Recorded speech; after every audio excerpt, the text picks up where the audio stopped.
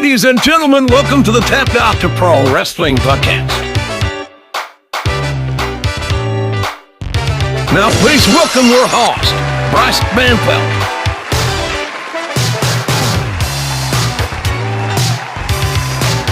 Oh, okay. Hi, folks, welcome to the very first ever Tapped Out to Pro Wrestling podcast.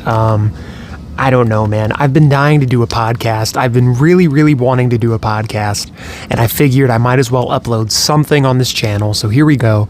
It's time to do a podcast. Welcome.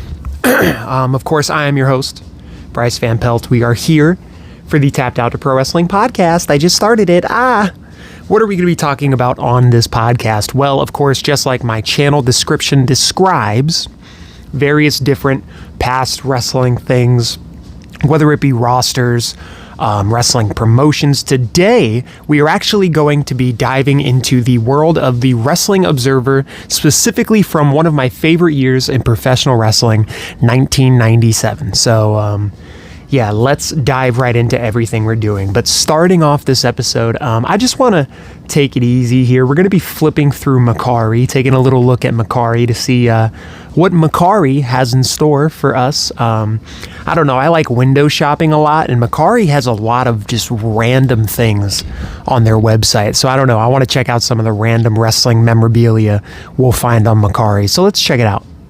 And here we go, ladies and gentlemen. We are here on Mercari. Let's take a look at some of the things we have here. I'm a big action figure collector, obviously. So figures are going to be one main thing we're going to be looking at. Also just random, random wrestling things. Just, memorabilia, merch. We'll see what's on here. Already kicking it off, we have this random thing here. This rare damaged WWE framed Sting photo, I'm guessing it is. It's some sort of rare framed Sting. Yeah, $145. Buy now.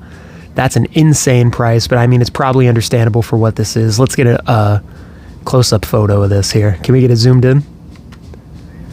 Here we go. Well, that's a little better. It's not great, but you can see it there. Post-editing Bryce will make it look a lot better.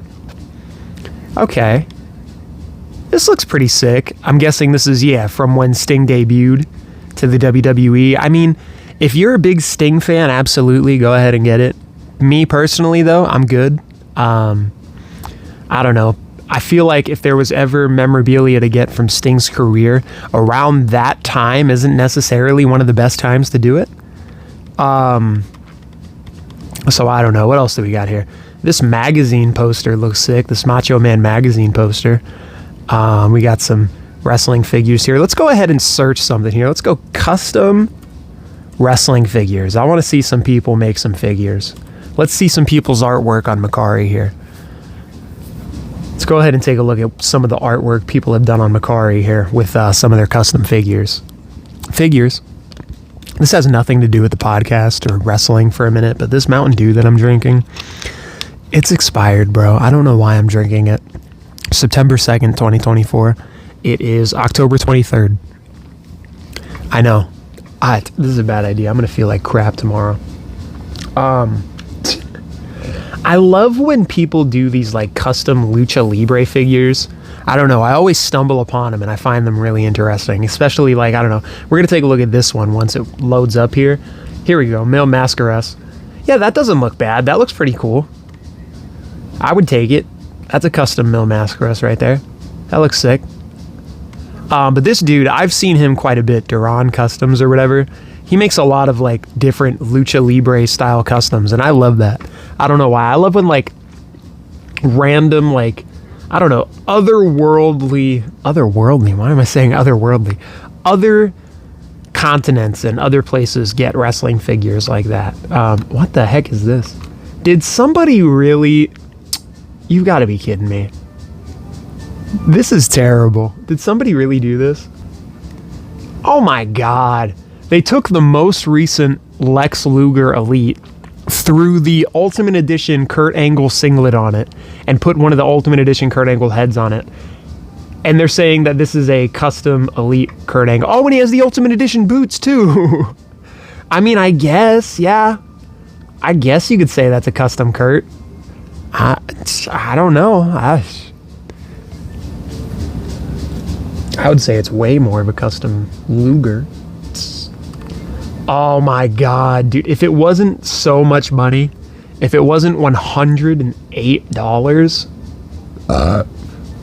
what the heck? It's a basic. I think it's a basic Gunther that somebody just converted into a Kenta Kobashi. But it looks good though. That doesn't look bad. I would say that's Kenta Kobashi. That looks sick. That's awesome. They molded the hair on there perfectly. Whoa, going too fast now. Oh, I saw a red CM Punk down there.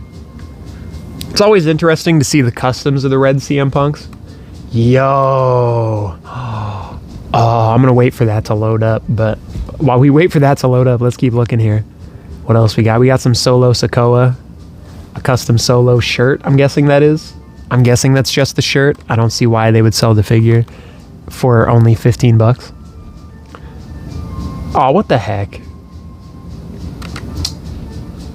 I tried opening one up and it just didn't even let me. Let's try again. Because I didn't stay on the page. Wow, look at this. If anybody doesn't know, Kane is actually one of my favorite wrestlers. The reason being, Kane is just like The Undertaker. People love The Undertaker. But the biggest difference between Kane and The Undertaker is Kane always got the worst end of the stick. Kane was the guy who, no matter what, just never really got... Look at that fire. Wow. He just... Kane always got the worst storylines. He always got put in the worst angles. Anything he was doing just wasn't really entertaining, but he always found a way to make it work by still using that Kane, dark, scary character. No matter what, as a kid, I was always terrified of Kane because he's this bald, terrifying looking monster dude. I was way more scared of Kane than I ever was Undertaker. And I mean, I don't know, man. It's just Kane is different. Kane is different to me. Kane was like that serial killer to me, whereas The Undertaker was just that hokey, ghost-like character. You know what I mean? Not hokey, but you get it. You get it. Oh, would you look at that? Say his name, and he appears. We have a custom Joe Hendry. Here it comes while it loads in here. We have a custom Joe Hendry. Something like that. 60 bucks. It was sold one day ago. Someone bought this thing for 60 bucks. Oh wow. It's not bad. I could see what they did. I think the head is a Mojo Rawley. The body, if I had to take a guess, okay, we got triple jointed arms. I don't know. I don't even think I can guess the formula he used for the body, but the head definitely is Mojo Rawley. But it works, though. It looks like Joe Hendry. I see it. I see the vision. All right, let's go ahead and look up something else that I usually look up on here. Let's try wrestling store displays. I don't know. Let's see if we could find maybe like a weird like store display or something. Because I have two currently in my house. I have two Target toy displays for WWE Elite figures. I have my Legends one and my WWE one that I recently got. So let's see if we could... Oh my God. Right off the bat, I found something that just makes me want to... Right off the bat, $255. That's a lot of damn money. But it's the New Japan Pro Wrestling ring with 11 figures included. This ring is always a ring that I've always wanted, but it's literally almost physically impossible to get. Look at these figures you get. Hold up now. I might need to take a closer look at these. I'm getting excited. Okay, let's see what we get within all this. Zoom in a little bit here. Yeah, there we go. So you get, by the looks of it, you get the ring. You get the Atsushi Onita dressed up as Great Muta from the barbed wire death match they had. You get the Great Muta from that match. I'm not quite sure which figure that one is. I'll need a closer look. Let's take a look here. We have a Keiji Muto, zoom in a little bit. Keiji Muto in a New Japan Pro or Keiji Muto in NWO gear. We have Satoshi Kojima, Keiji Muto again. I want to say... Oh my God, I'm going to get it wrong. I know it. I know I'm going to get it wrong. I want to say Hiroshi Hase. But I know I'm wrong. I know I'm wrong. I just have a feeling I'm wrong. Bob Sapp, of course. Everyone knows Bob Sapp. Kendo Kashin. Shinya Hashimoto. And of course, referee. I'm guessing that's Red Shoes. I wouldn't think that'd be anybody else. Okay, let's see this Great Muta figure. Let's try to figure out which one this is. Yeah, I really can't figure it out for the life of me which one that is. Because I know this one... Or no, wait. I'm sorry, I got it mixed up. This one is the one from the death match with Onita. This one is something else. Not quite sure what, though. Because I remember I had this one, I believe. I had a Great Muta figure at one point. That someone broke on me, and I was so mad. Oh, look at those knee pads. Custom knee pads on your Keiji Muto? That's what's up, bro. Look at that ring. Oh my God. That New Japan ring is gorgeous. I would love to have that. I would love to have that. It's just the display piece. Like, I would love to put my Japanese Hogans in that. There's the Muta.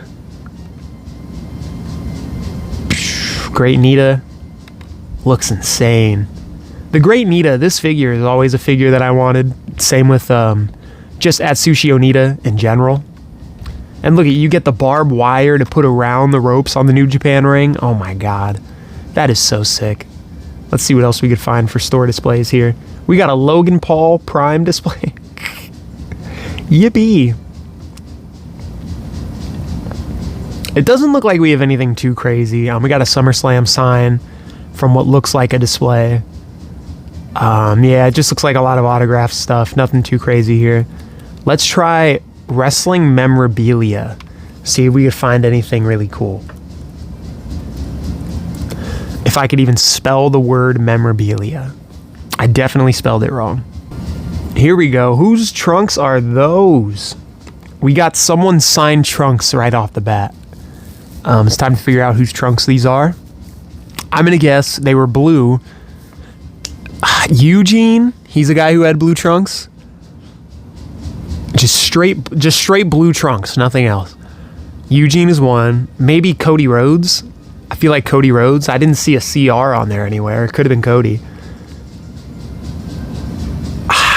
Blue trunks. Yeah, I don't know. This one's going to be tough. What? Whose gear is it? There's no name on it. It just says classic wrestling memorabilia, and then it's the trunks. Let's look at the robe. Bruno Sammartino. Wow. Okay. Signed. There we go. Okay. Signed Bruno Sammartino merch. Huh. Well, merch. Signed Bruno Sammartino trunks and a robe. That's pretty cool. What else do we got here? New Japan Pro Wrestling mask. I don't think that's the real deal, though. That might be a replica. We got ticket stubs. Those look cool. Ticket stubs seem to be like a really popular thing right now. I feel like wrestling fans are really getting into ticket stubs again. They're slowly becoming a thing. Like, I saw a ticket stub recently online for like WrestleMania 23. That was insane. I just want to find one more like really crazy cool thing, and then we could wrap this up. Yeah, I'm not really seeing nothing here. Wait, what?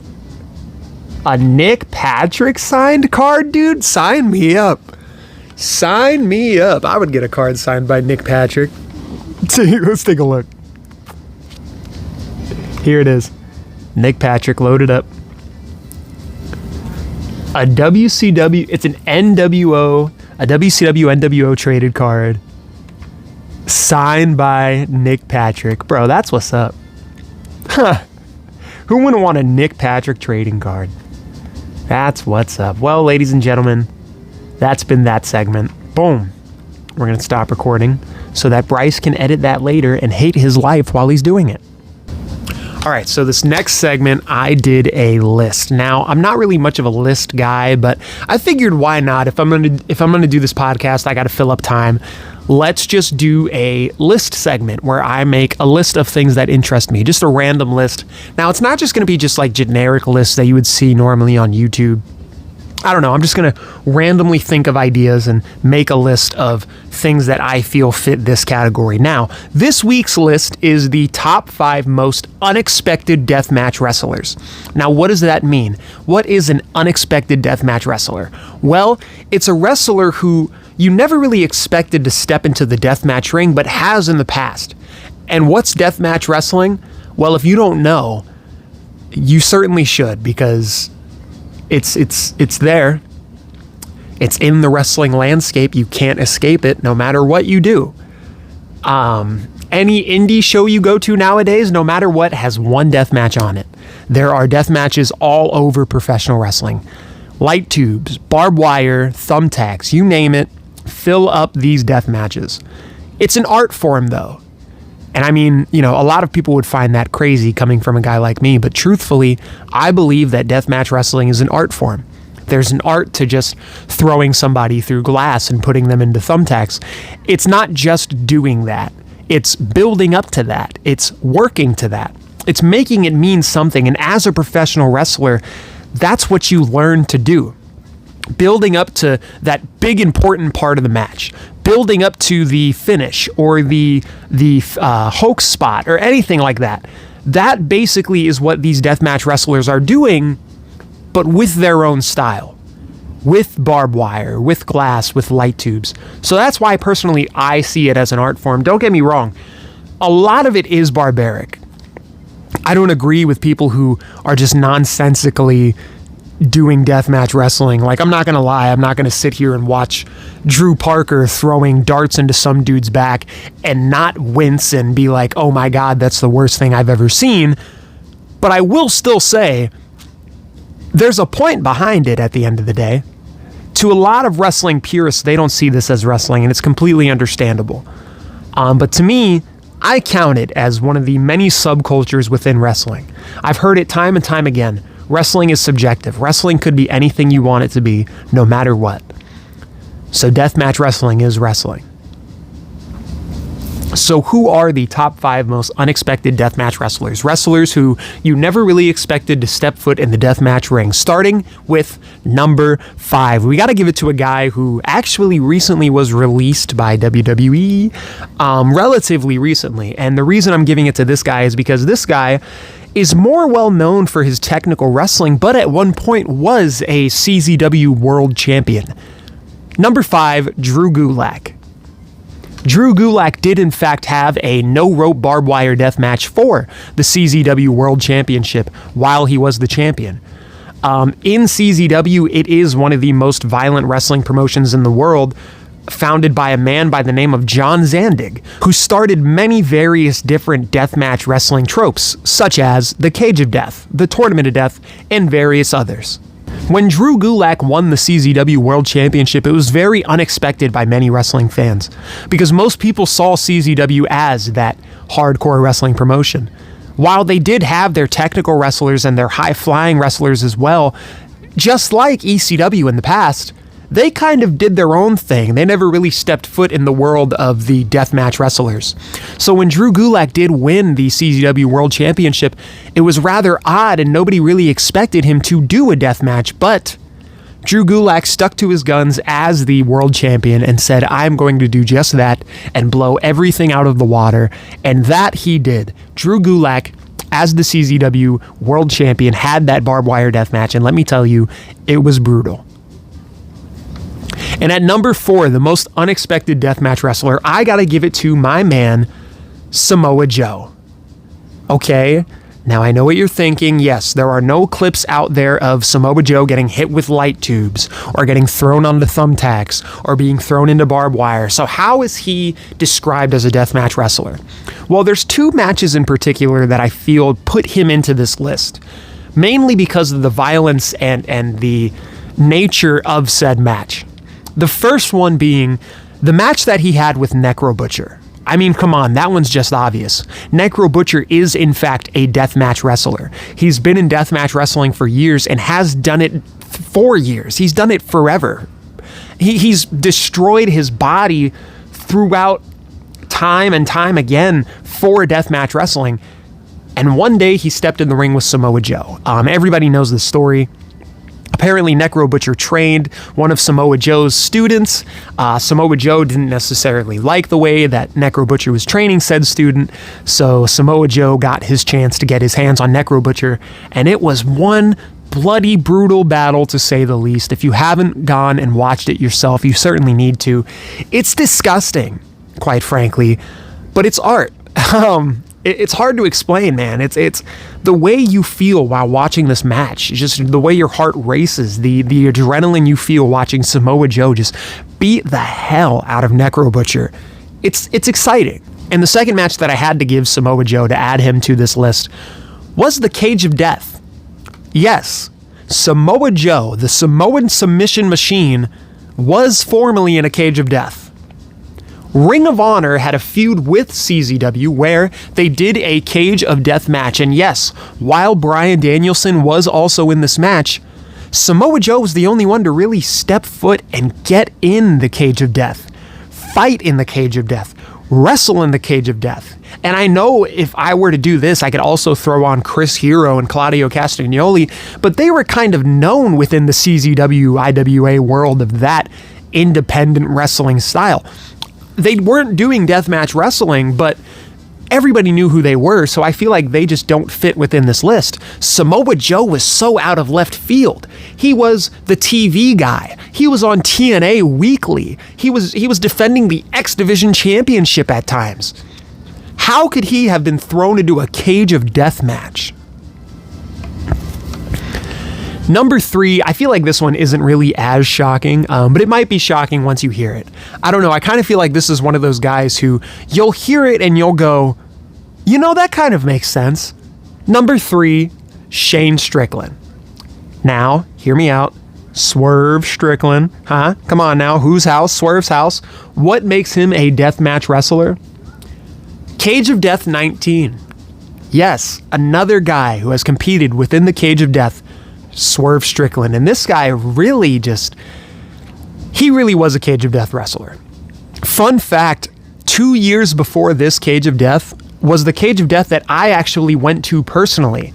So I just missed out on seeing Shane Strickland within the Cage of Death.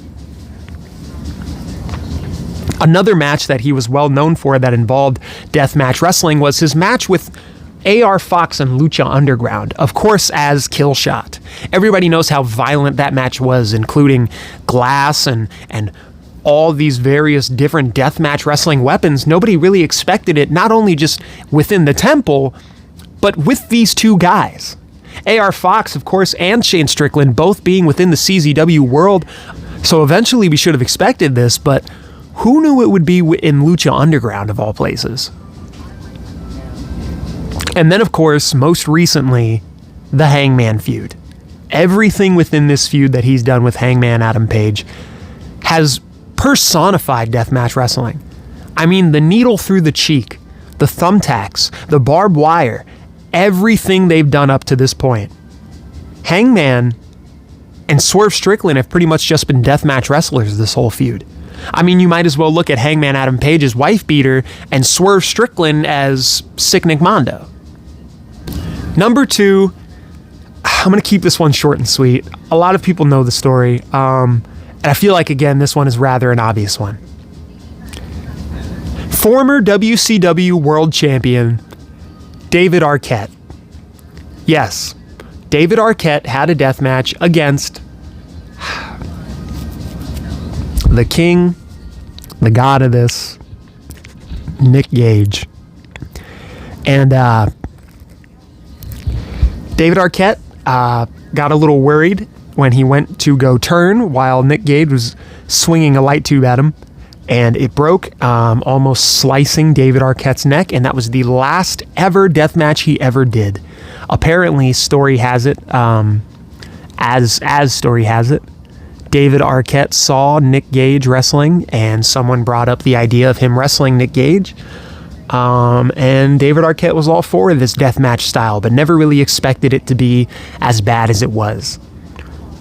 Is it strange for him to be on this list? Yes, but I gotta give him credit, because this is the deathmatch wrestling world. he saw this and he said, I could give it a shot. And although it didn't go too great with Nick Gage, he did it. And then, of course, at number 1, if you know me, you should already know who number 1 is from the time that I started this list. The Deathmatch King, the indie god, Matt Cardona. Of course, the most unexpected deathmatch wrestler. A guy who was released from the WWE and nobody expected him to even show up in GCW, let alone have a death match against Nick Gage. And it was a full-fledged death match. Matt Cardona said himself if he was going to have this match, that's exactly what it was going to be. And that's exactly what it was. A full-fledged death match. And sure enough, Matt Cardona won and became the Deathmatch King, won the championship, and I mean, of course, lost it not too long after that, but we don't have to go into that. So there you have it. There are the top 5 most unexpected deathmatch wrestlers. Let me know what you guys thought in the comments down below. Let me know if maybe you guys thought, I was wrong. Let me know if there's somebody who you would have added in this list. And yeah, let's go ahead and move on to the next segment of this podcast, where we are going to be diving into the Pro Wrestling Observer from 1997. Now, I've picked specific articles from certain times within this year. The first ones we are going to be looking into are articles from the very beginning of 1997. I decided to choose these specific ones because they were the funniest to me. And just because, I don't know, I just wanted to do the very beginning of 1997 and the very end of 1997. So we're going to start with the very beginning. And here is the very first article that I had to put down just because, this one was interesting to me. After a week of negotiations, Paul Heyman is said to be cautiously optimistic that ECW will be able to work out a deal with Request TV to air their planned first ever pay-per-view in April. The deal fell through. Oh, wait. Hold on. Shit. So this very first Pro Wrestling Observer is going to be from the January 6th one. Like I said, I wanted to do the very beginning of the year, and that's exactly what this is. So this first article, here we go. After a week of negotiations, Paul Heyman is said to be cautiously optimistic that ECW will be able to work out a deal with Request TV to air their planned first ever pay-per-view in April. Well, I mean, before I go on, I just want everybody to take a second, think, and guess why that was. Why was this pay-per-view canceled? And if you know, go ahead and say it out loud. Okay, good. Or leave it in the comments. I don't know, pause this, leave it in the comments, and then come back. But yeah, let's get back to it. The deal fell apart after Request TV president Hugh Pinero learned of the mass transit incident from back in November 1996. Pinero said he initially thought ECW was just another wrestling promotion, like WWF or WCW. Could you imagine being like, yeah, we're going to air ECW because it's just like that WWF stuff. The characters, the Hoagie cartoon. Yeah, ECW 100% like that. Like, this dude did no research whatsoever, and he was just like, yeah, let's just put them on the air. Let's go for it. So maybe it's a good thing this mass transit thing happened, because this guy clearly did not know what he was putting on his pay-per-view network. But after learning they were a more violent, adult-oriented company, he had some concerns. As the new kid on the block, they have to demonstrate they, ECW, are on the same level of professionalism as the WWF and WCW. So, of course, if you all don't know, the mass transit incident where New Jack shot on a young up-and-coming wrestler who wasn't even 18 yet, some say. New Jack, in fact, did almost murder this kid, some say, allegedly. The kid was left battered and bloodied after the match. Eric Koulos came into the match thinking that he was going to talk spots with New Jack, and New Jack wasn't having it because, of course, he was the veteran, and that's not how the wrestling business works. Eric Koulos only recently started out in the wrestling business, so it made no sense for him to be like, hey, New Jack, this is what I want to do, man. I want to do this spot where you and I do this. and I give you this and you do this to me.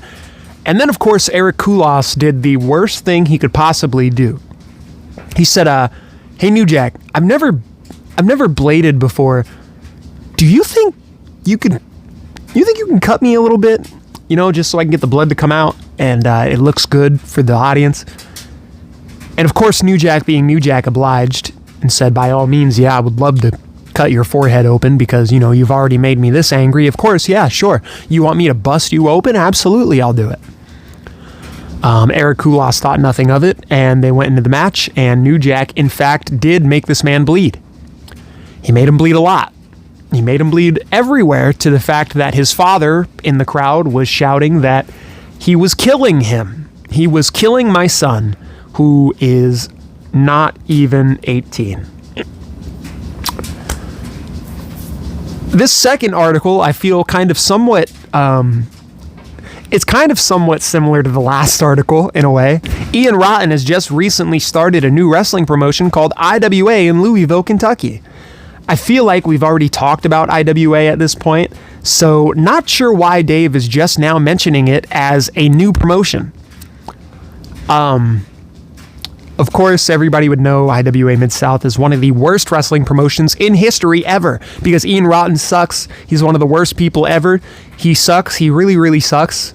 He sucks. So if anything, some people say that this is probably one of the worst days in history, when Ian Rotten said to himself, you know what I'm going to do? IWA, let's do it. Of course, IWA would give us a lot of really great things, such as CM Punk and Chris Hero and their rivalry. There are some great deathmatch wrestlers that came out of said promotion, but at the end of the day, Ian Rotten sucks. The things Ian Rotten has done suck. The person Ian Rotten is sucks. So this is one of the worst days in history. January 6, 1997, when Dave Meltzer gave Ian Rotten and IWA the platform that they rightfully needed, like this. This sucks. Here's another one for you. The Associated Press balloting for Athlete of the Year was won by Michael Jordan. But it turns out Ric Flair received 2 votes.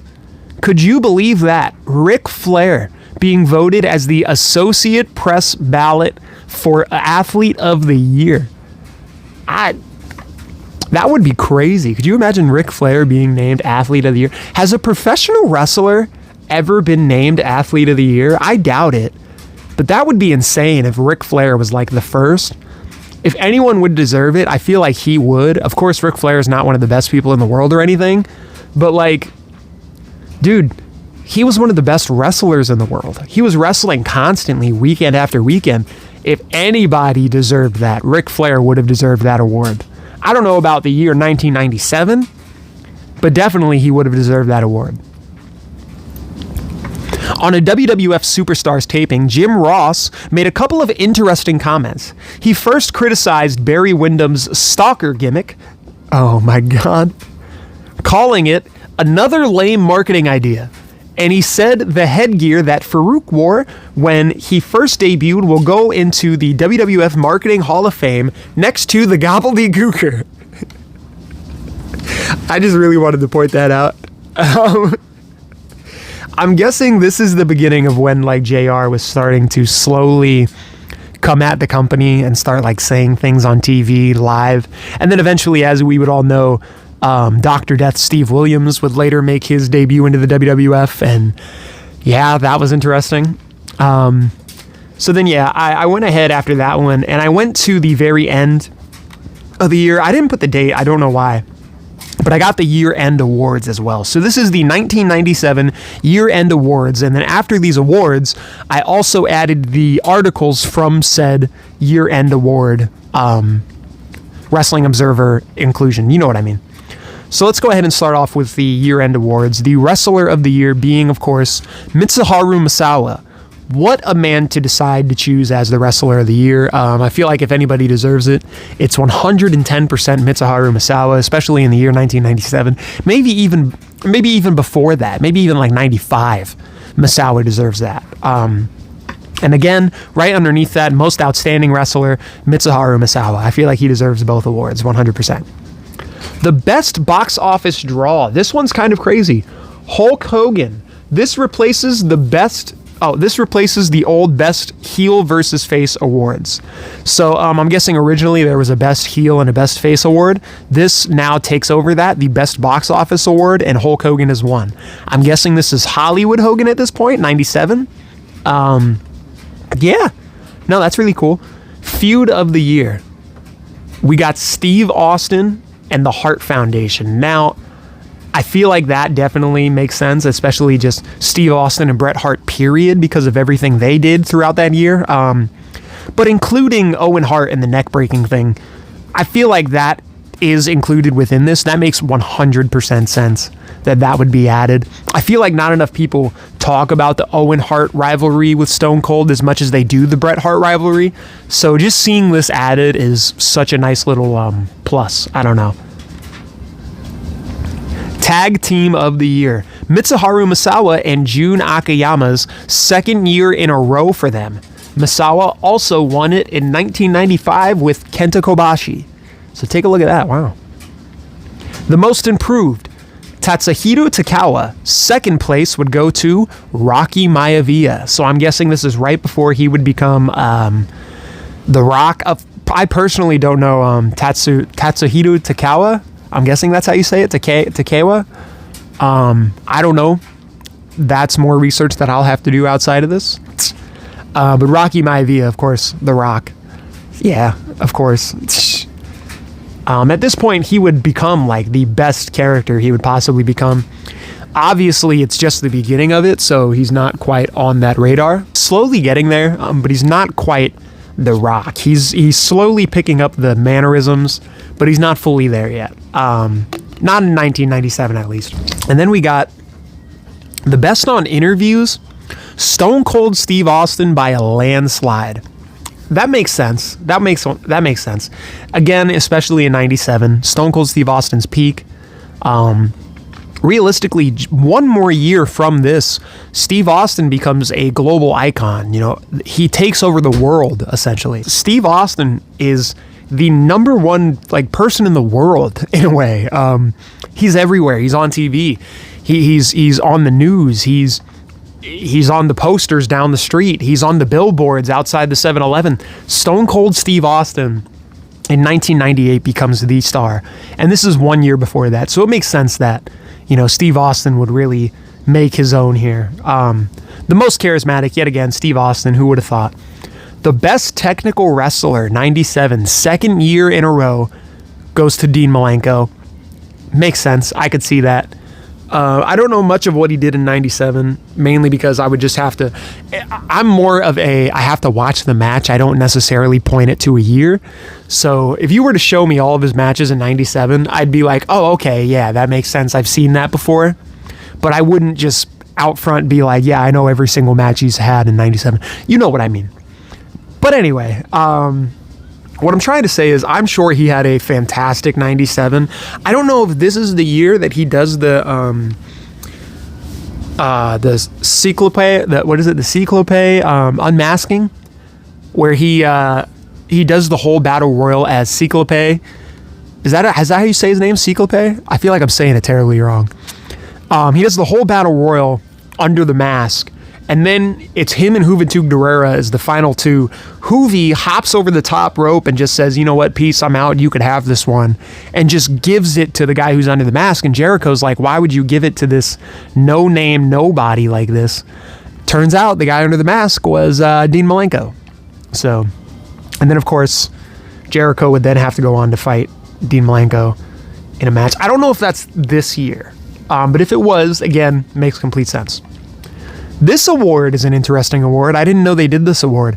The Bruiser Brody Memorial Award for Best Brawler goes to Mankind, and it's his 7th year in a row for Mick Foley. I'm guessing the years before this, maybe Cactus Jack would have gotten that. But that's pretty cool to see that that's even an award, a Bruiser Brody Award. And Mankind, of all people, winning it makes complete sense. The best high-flying wrestler goes to Rey Mysterio Jr., more than 3 times more votes than the second place winner, Taka Michinoku. Also, this is his third year in a row for Rey Mysterio Jr. Yeah, Rey Mysterio was on top of the world. You can't deny that. Especially if you're going to give it to best high flying, 100%. Rey Mysterio wins that, hands down. But Taka Michinoku coming up in second place, that's pretty crazy. Especially in 97, I would think that would be... Is that light heavyweight championship time? He becomes light heavyweight champion in WWF? I would have to think.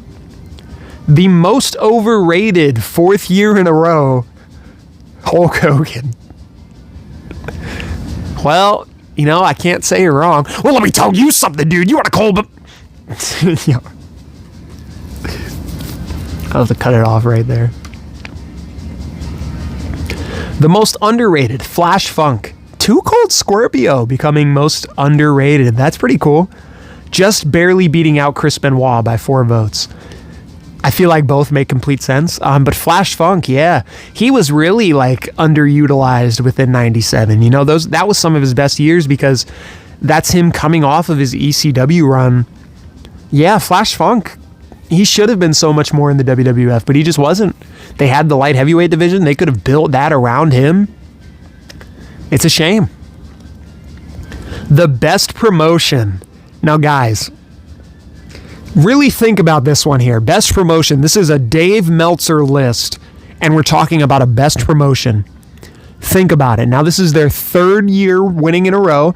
Really sit down and think about it. I'm going to let you think about it for a minute.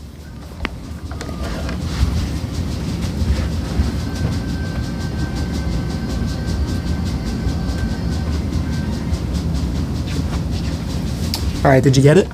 Did you get it? Because I'm sure you 110% thought New Japan Pro Wrestling, because that's exactly what it was. For the third year in a row, New Japan Pro Wrestling is the best promotion by Dave Meltzer. Best weekly television show. Hey, guess what? New Japan Pro Wrestling.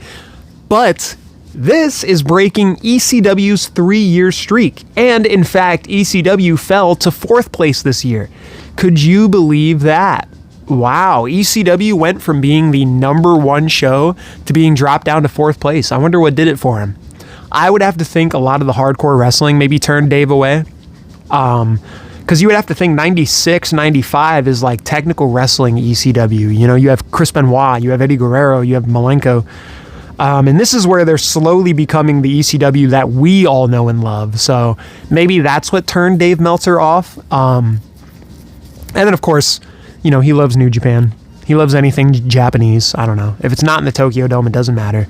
And surprisingly, Match of the Year is not in the Tokyo Dome. Would you believe it? Bret Hart taking on Steve Austin at WrestleMania 13. I mean, come on, man. How can you not give it to that match? That match is literally greatest of all time WrestleMania-wise. I don't know. I mean, maybe that's arguable. You could obviously give that to maybe You could give that to maybe Steamboat and Macho Man, of course. But definitely one of the greatest WrestleMania matches of all time. Bret Hart and Steve Austin. Steve Austin's face just dripping in blood as Bret Hart has him in the sharpshooter. It's such an iconic moment. It's such an iconic visual. Of course it would be on this list. The Rookie of the Year, Mr. Aguila. Now, I don't remember much about Mr. Aguila, but I do remember he was part of the light heavyweight division in the WWF. I remember him doing some matches with Taka Michinoku, I think. And I feel like Mr. Aguila was interesting. I don't know. I feel like I might have to go back and watch some of his stuff. Maybe we'll do that as a podcast episode. Who knows? But Mr. Aguila, yeah. The best television announcer goes to Mike Tenay, and it puts an end to Joey Styles' 3-year streak. Mike Tenay, wow. Look at that. Mike Tenay killing Joey Styles' 3-year streak as best television announcer. Of course, Mike Tenay in WCW at this point would later go to TNA. Mike Tenay, the scientist, dude. He's one of the greatest. He's so smart. He's such a smart dude. Or the professor. The professor, that's what it is. The Professor Mike Tenay. Whenever the cruiserweights would come on and he would be on commentary, he made the cruiserweights even a million times more interesting than they were, because you would see these moves and watching it, you would go, what are these moves these guys are doing? Mike Tenay would be the guy to put the moves with a name. Mike Tenay would be the guy to put the wrestler with a face. Mike Tenay introduced us to all these people, and it meant a lot to us because we didn't know who any of these people were. Of course, Rey Mysterio, he looks so interesting, but who is he? Well, ladies and gentlemen, Rey Mysterio from AAA coming down. Like, Mike Tenay was on top of that. He knew everything about this guy's career before he even had to step foot in the WCW.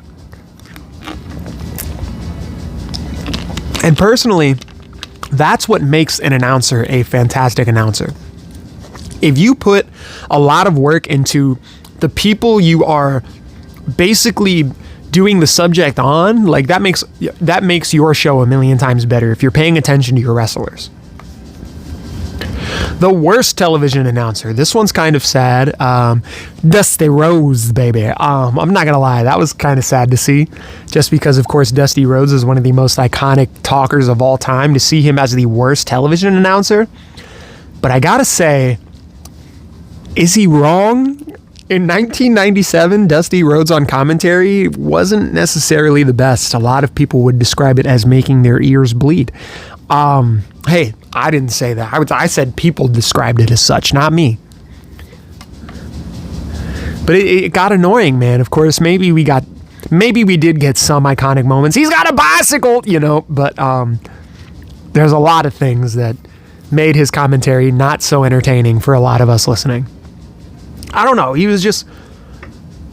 would say things and he wouldn't need to say it. He would fill space that didn't need to be filled. He was just annoying in a way. I hate saying that about Dusty Rhodes, but he was annoying. The best major wrestling card, WWF Calgary Stampede. I could agree with that 100%. Calgary Stampede to this day gets quoted as one of the greatest wrestling shows of all time. That's the one with the gigantic tag match at the end, I'm pretty sure, right? If not, I'm going to have to cut all of this out. But I'm pretty sure that's the one with the gigantic tag match. The Hart Foundation against, like, the Americans. And as a kid, I had a In Your House DVD. And one of the very first big tag matches I ever saw was that match. And I was blown away. I mean, seeing the reaction that the Hart family got coming out in Canada, that made me fall in love with Bret Hart instantly. Owen Hart, all the Harts. And then just, the reaction even the Americans got, like, just that, the way that building was rocking made that pay-per-view feel so special. That crowd was just so electric, and you could hear it throughout the whole show. The worst major wrestling card, WCW NWO Sold Out. Of course, this would be the NWO pay-per-view they would hold, an NWO only pay-per-view. And yeah, it was pretty bad. I believe, I could be wrong, but I believe this is the very first one. And if it is, yes, it was really bad. They had the NWO, the Miss NWO contest where this fat, old, nasty looking lady won and Eric Bischoff kissed her on the lips. A lot of the matches were rigged. Hear me out. When I say this match to you, what do you think? Masahiro Chono versus Chris Jericho. New Japan Pro Wrestling legend Masahiro Chono, former IWGP World Champion Masahiro Chono, taking on the Lionheart Chris Jericho. Wouldn't you think that would be a fantastic match? Well, it certainly wasn't on WCW NWO Sold Out. For whatever reason, Chono just didn't want to work with him that night, and there was just a lot of miscommunication, and just the show in general fell apart. It's a long story. The best wrestling maneuver, DDP's Diamond Cutter. Yeah, the Diamond Cutter revolutionized wrestling for a while. I feel like second to that would definitely be like the Stunner. I feel like number 2 right under that would be the Stone Cold Stunner. But yeah, definitely the Diamond Cutter for sure. The most disgusting promotional tactic. I didn't even know that could be an award. Vince McMahon interviewing Brian Pillman's wife after his death. That one's a hard one. And they are absolutely right for saying that. Yeah, no, I could agree with that. I could agree with that 100%. That was a very disgusting thing for Vince McMahon to do. And I mean, of course, Pillman's wife also wasn't necessarily the best person either. They were both wrong for doing this interview. They shouldn't have, but yeah. The reader's personal favorite wrestler, Chris Benoit. I could see why. Within 1997 especially, one of the best years for Chris Benoit. But it's Chris Benoit, man. I mean, looking back on this obviously doesn't age well, but it makes sense. The reader's least favorite wrestler, 4th year in a row. Oh my God, man. Hulk Hogan. And you know what makes it even worse? Right underneath that, worst wrestler, Hulk Hogan. Oh my God, worst tag team. The Godwins, 2nd year in a row. Henry Godwin. Jeez, man. Ooh, this one's interesting. The worst television show, the USWA. I wonder what they were doing in 97 that was so bad. The USWA in 97, huh? The worst manager by far, Sonny Ono. There was no best manager category this year. I guess nobody was good enough to be the best manager, but Sonny Ono was definitely bad enough to be the worst.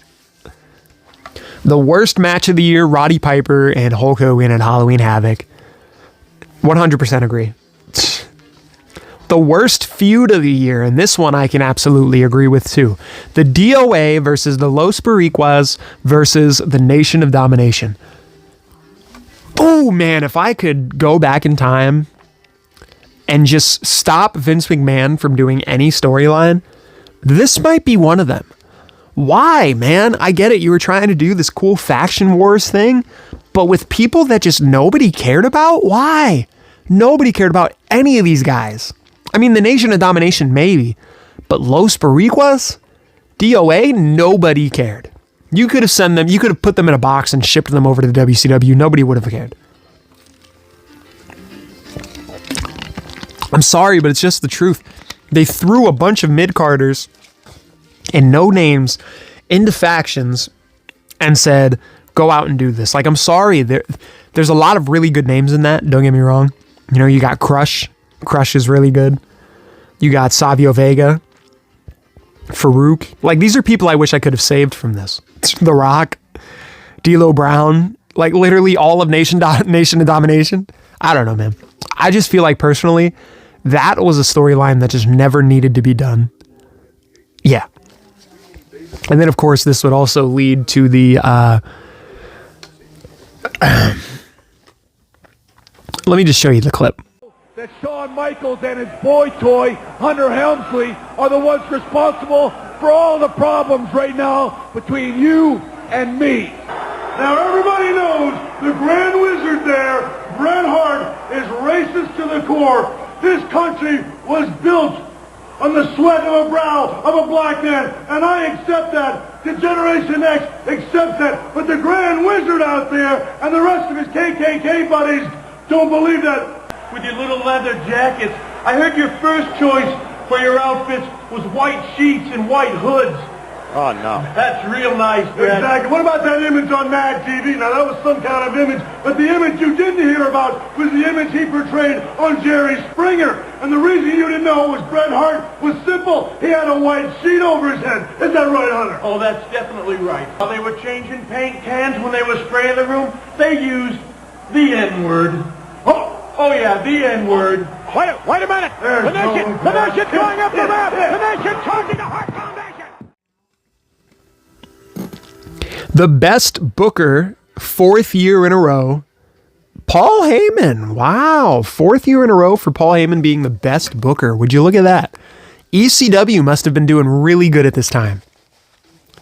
The promoter of the year, Ricky Choshu.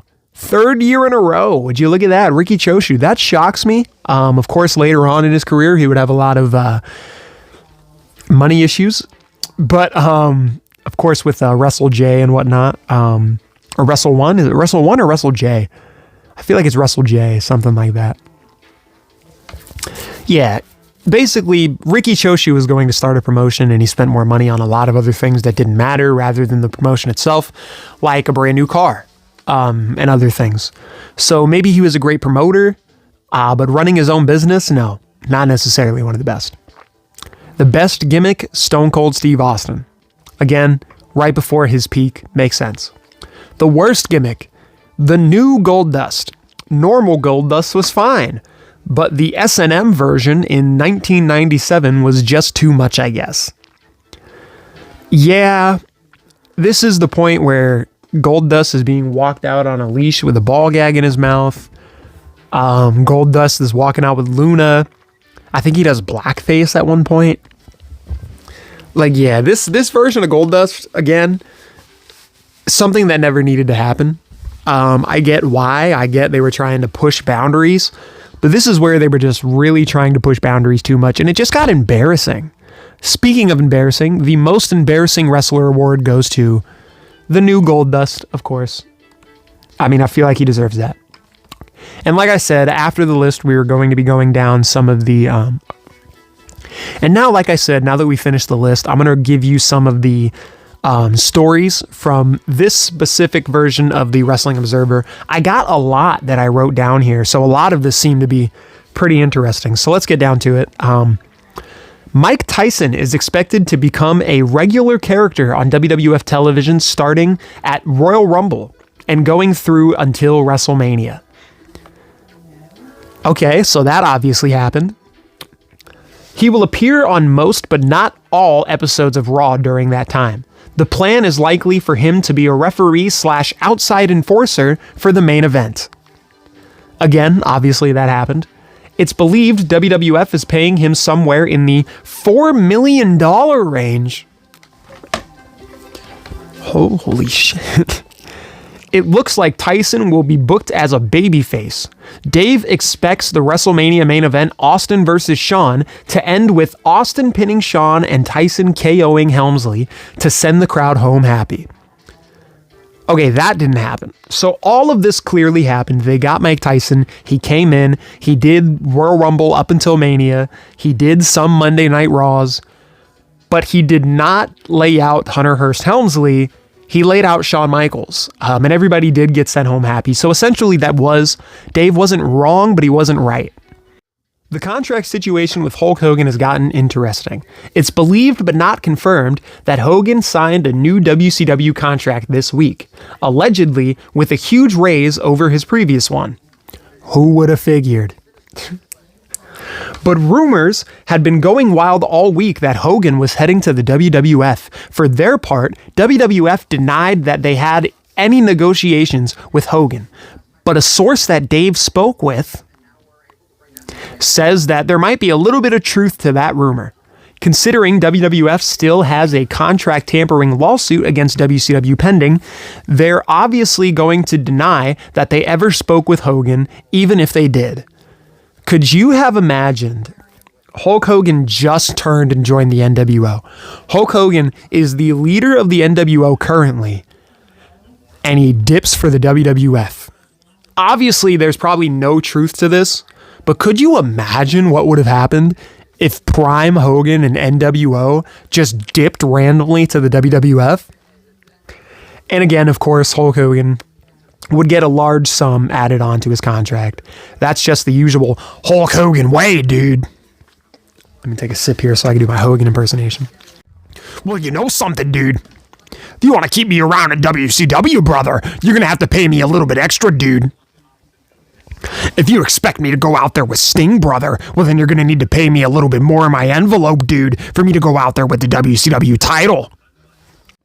Well, let me tell you something, Jack. I've been in negotiations with the WWF, dude. Or maybe I haven't, brother. Or maybe I have, dude. And even if I have, brother, maybe I'm going to go over there, dude. Maybe I'm going to leave right now, dude, brother. This one is a bit of a, I don't know. This one's just kind of funny. It's not, okay. It's not funny.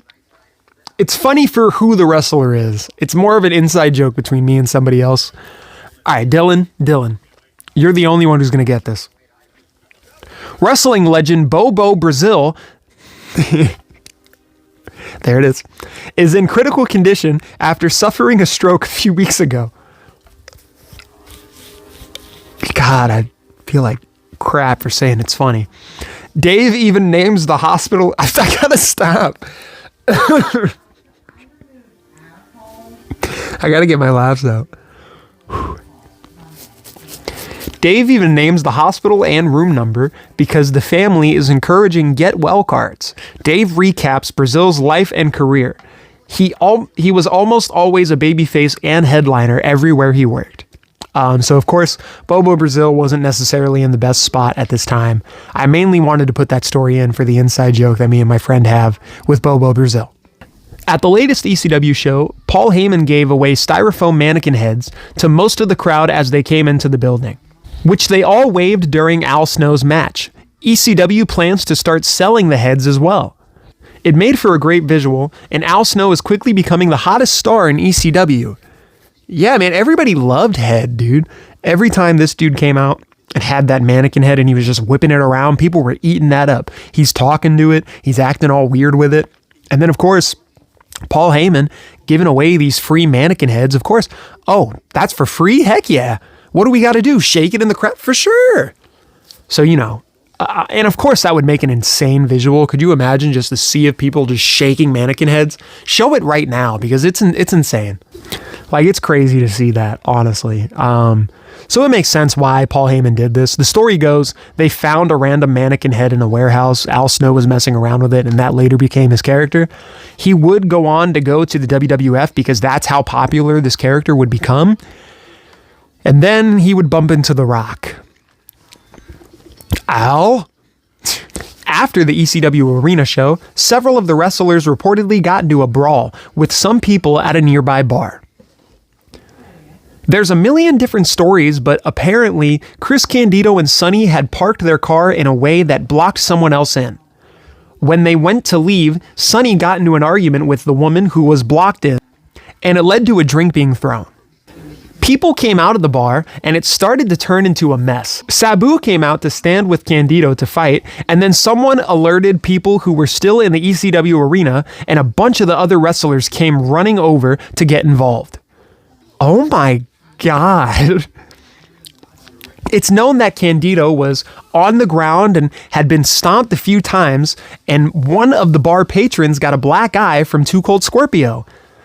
Of course, Too Cold Scorpio, of all people, had to give this guy a black eye. Of course, Scorpio would be Flash Funk at this point. He would be doing a one-time deal with the ECW. Oh, it's Too Cold Scorpio. Go ahead, come on in. Come on in. Yeah. So, it says here, you recently, you got in a bar fight, huh? Huh? Well, I've got in my share of those. Goddamn, pal. And it says here that you punched someone in the face. Well, that's a good one there. It's a good thing one of our WWF stars didn't get laid out by somebody like that, But I'm gonna have to go ahead and never let you step foot in an ECW bingo hall ever again. The Bushwhackers contacted ECW about coming in using their old sheep herders gimmick, but it doesn't look like that'll be happening anytime soon. The sheep herders in ECW probably would have been so cool. The sheep herders gimmick is basically the Bushwhackers, but a million times more graphic and violent. Funny enough, these guys could have been added onto that list from earlier. These guys are deathmatch wrestling guys. Yes, these guys at one point were the guys who innovated hardcore wrestling in a way. So it would have been really cool. It would have been really cool to see them come back to ECW, do that character, that group of characters in that promotion at that time. It would have been cool. TNT recently lost their NFL Sunday Night Football contract to ESPN, but the belief is that this is good news for WCW. It will make WCW a higher priority for the network since Nitro is one of the highest rated programs on the network and now may be number one since they no longer have the NFL. Did that happen? Absolutely not. In fact, I would say the WCW was on the very bottom of the totem pole. WCW was never really looked upon fondly by TNT, especially by some of the head representatives. And them getting rid of football didn't necessarily mean, hey man, now that means, wrestling's going to get a lot of eyes on it. No, that just meant TNT doesn't have football anymore. That didn't mean anything for you guys. Dave also talks about how disorganized WCW is, with so many title changes happening on the fly. Dave, it's 97. You have 2 more years. Trust me, you're in for a whirlwind. Dave says that the recent training camp that WWF wrestlers had to attend must have done some good. He says Kurgan used to wrestle like a 60-year-old Giant Baba, but now he wrestles like a 55-year-old Giant Baba. I wanted to add that because that caught me off guard. I was reading it super late at night and I read that and I was just laughing to myself for like hours. Because that's just so funny to say. This, you went from a 60-year-old Giant Baba to a 55-year-old. Speaking of that camp, Dave has heard nothing but positive reviews. The standouts were Adam Copeland and Sean Morley. If you don't know Adam Copeland, you should now, because he's on AEW, formerly Edge. He would later become Edge after this point. If you don't know Sean Morley, that's probably for the best. We all hate Val Venus, and he sucks. But if you want to support a good Val Venus, go to the website. But reportedly, Ahmed Johnson impressed as well. He showed up in better shape than he was the last time he was on TV, reportedly lost around 35 pounds, and showed a willingness to work hard and learn, which got him over with Patterson and Dory Funk, who were doing the training. Obviously, nothing would really come from this. Ahmed Johnson did become a pretty big part within the WWF realm, a former Intercontinental Champion, of course, but he wouldn't be in WWF much longer after this, I believe. I think he might be a part of the Nation stuff for a little bit. I don't know. Is this after the Nation stuff? I would have to think, right? Since he was last seen on TV, he lost 35 pounds. When he was doing the Nation of Domination stuff, he was a little bit thicker. So yeah, I don't know. I don't know about that one. But obviously they wouldn't do much with Ahmed Johnson. WCW would eventually get their hands on him and do less with Ahmed Johnson. So yeah. The career of Ahmed Johnson is an interesting one, to say the least. Here's a big boy one for you. Dan Severn officially signed with the WWF this week. No word on if he'll be brought in as the NWA champion or be put into the NWA angle, but that would make the most sense. So Dan Severn being signed to the WWF, of course, being signed as the NWA world champion, that's pretty crazy. But yeah, being signed to the WWF, he was also the UFC champion, I believe, or would become UFC champion. One of the two. Yeah, Dan Severn was a big deal. A huge deal. Dan the Beast, man. You know? So it's pretty crazy to see him getting picked up here randomly.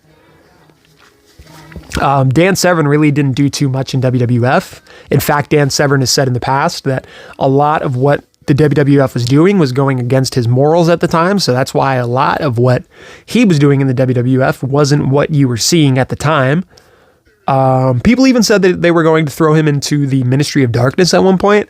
I don't know. It's a crazy story. Here is probably the craziest and last article I have to read. WWF is reportedly trying to bring in several sleazy celebrities with bad reputations for WrestleMania. Why? What is their deal with trying to bring in sleazy, like, bad people for WrestleMania? I don't know. I don't know if you've heard the story, but they tried bringing in O.J. Simpson for WrestleMania 12. Why? I don't know, but they ended up just recreating the scene. Obviously, the scene being when O.J. was driving away from the police. They recreated that with the Roddy Piper and Goldust match. But anyway, yeah, they're trying to bring in these celebrities with bad reputations for WrestleMania. But that's why they got Mike Tyson, and they're also reportedly bringing in Pete Rose. Of course, they would bring in Pete Rose.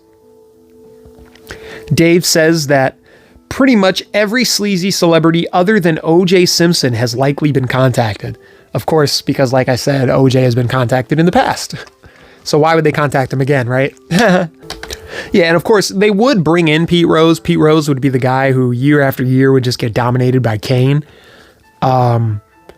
But yeah, you know, it's just sad to see that whenever WWF thought about celebrities, especially at this time, they just thought, who's the worst type of person we can get? let's bring them in. So there you go. That is all of the articles and whatnot that I wanted to read on this episode of the podcast from 1997 of the Wrestling Observer. And now we're going to go into our final segment of the show. This segment is dedicated to something that means a lot to me. Now, obviously, some of you may know, some of you may not know. I usually weekly listen to the Talkin' Wrestling podcast. If you don't, go ahead and take a listen. Get off my podcast right now and go listen to theirs. They have a really good one. They usually do a wrestler of the week. I'm not going to be doing a wrestler of the week. I'm going to be doing a wrestling figure of the week. I have a big wrestling figure collection that constantly keeps growing. So I'm going to be showing wrestling figures randomly that are in my collection. And today's wrestling figure we are going to be showing is this Legends Greatest Hits King Booker figure. That's the figure we're going to be showing here today. By far one of, if not, no, definitely just one of. I wouldn't say my favorite figure. I have a lot of figures in my collection, but this is just, it's one of those figures that clearly Mattel put a lot of work into. I mean, you look at this figure and this figure personifies King Booker. Personally, this is the only Booker T figure that I have in my collection, and it'll probably always be the only Booker T figure I have in my collection, because to me, King Booker is my childhood Booker T. This is how I remember Booker T. I remember him as King Booker the most. So King Booker to me is the Booker T that I have to have in my collection. But this figure just perfectly represents this time, this era. This is when he won the King of the Ring, and he kind of snapped a little bit, thinking that he was legitimately a king, King Booker, and he would form the King's Court, a really, really crazy group. And yeah, Booker T was just so entertaining at this time, 100%. The only thing I really have to downplay about this figure, the head is super loose. The head comes off really easily. Like you could see I'm not putting any pressure to that. It's just popping right off, right on. Like, look, it's on there, but pops right off. I don't know. But like, other than that, this figure is absolutely gorgeous. They put a lot of work into it. The gear, while simple, yet effective. This 100% is the King Booker gear from this time. So it fits. The tattoos are there. It's a really nice figure. And again, King Booker was just my childhood King Booker. My very first introduction to King Booker was probably SmackDown vs. Raw 2008. I listen to a lot of the Deadlock podcast, and constantly they are trashing on SmackDown vs. Raw 2008. I'm going to give the biggest hot take I've ever given. SmackDown vs. Raw 2008 is my favorite SmackDown vs. Raw. Okay, I know. I get it. It wasn't necessarily one of the best, but personally, that SmackDown vs. Raw is my peak SmackDown vs. Raw. That is the SmackDown vs. Raw that I always remember having, and I never lost. I had that SmackDown vs. Raw for the Wii. I had that SmackDown vs. Raw for the DS. I had that SmackDown vs. Raw for the PSP. I had that SmackDown vs. Raw for the Xbox 360 at one point. I had it for literally everything. So yeah, at some point or another, throughout my life, I constantly had SmackDown vs. Raw 2008.